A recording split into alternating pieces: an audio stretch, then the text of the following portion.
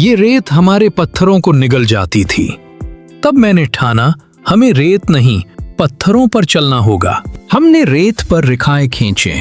पहली बार मिस्र में एक सीधी सड़क बनेगी जो झील मोरेस से पिरामिड तक जाएगी। यही है लाइमस्टोन, मजबूत, टिकाऊ और हल्का।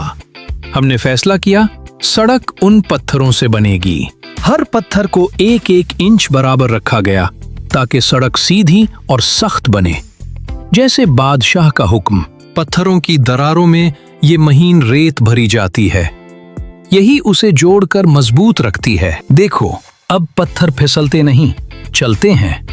पहली बार मिस्र में रास्ता बना और काम आसान हो गया। अब ये सड़क झील मोरेस से गीजा तक जाती है। मिस्र की पहली पक्की राह हमारे हाथों से बनी। आज पूरी दुनिया में सड़कें हैं, लेकिन सबसे पहली यहीं से चली थी, मिस्र की इस रेत से।